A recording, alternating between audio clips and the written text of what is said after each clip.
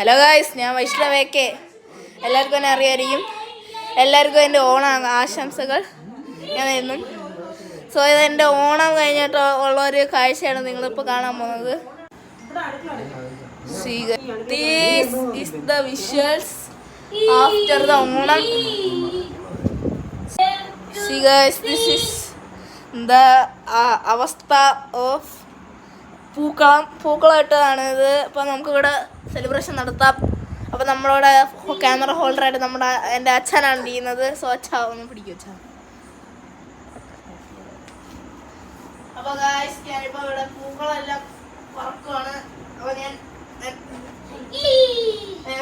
ഞാനിപ്പോൾ പൂക്കളം മണ്ടലോട്ട് പറക്കാൻ പോണേ.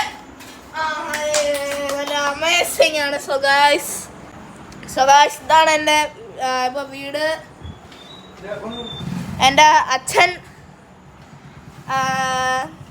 എൻ്റെ അച്ഛനെ വിളിക്കും.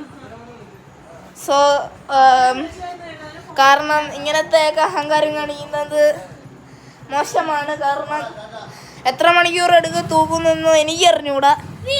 പക്ഷെ ഇതാണ് എൻ്റെ വീട്ടിലെ അത്തപ്പൂക്കളം. എല്ലാ പൂക്കളും ഇവിടെ കിടപ്പുണ്ട്. ഇവിടെ തിയേറ്ററിൽ പോലും പോയാൽ ഇത്രയും വലിയ പൂക്കളമൊന്നും കാണത്തില്ല. നമ്മുടെ അടുത്തുള്ളൊരു കാവിൽ അമ്പലം ഒരു ഉത്സവം ഉണ്ടായിരുന്നു. അപ്പം അവിടെ വന്നിട്ട് അവിടുത്തെ പൂക്കളം നശിപ്പിക്കാനായിട്ട് ഇവിടെ ഒരുത്തം പോയായിരുന്നു. പക്ഷെ അത് നടന്നില്ല, എന്താ ഭാഗ്യത്തിന്. അപ്പോൾ നമുക്ക് ഫാനിൻ്റെ അടുത്തോട്ട് ഷൂട്ട് ചെയ്യാം. യെസ്, അത് പോയില്ല. സോ ഗായ്സ്, അപ്പം എല്ലാവർക്കും ഞാൻ ഹാപ്പി ഓണം പറയുന്നു. ഓക്കെ ഗായ്സ്, അപ്പോൾ നമ്മുടെ ശ്രീവർദ്ധൻ്റെ ദേഹത്തോട്ട് ഷൂട്ട് ചെയ്യാം.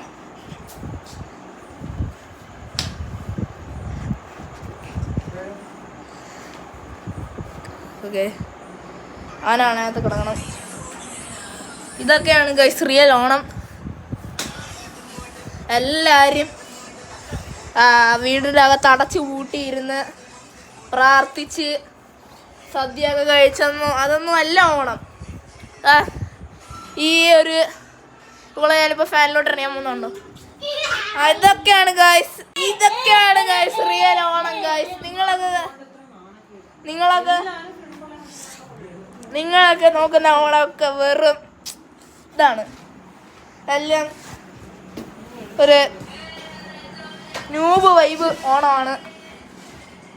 സോ ഇത് ഈ ഓണം എന്നൊക്കെ പറഞ്ഞാൽ ഇതൊക്കെയല്ലേ ഓണം.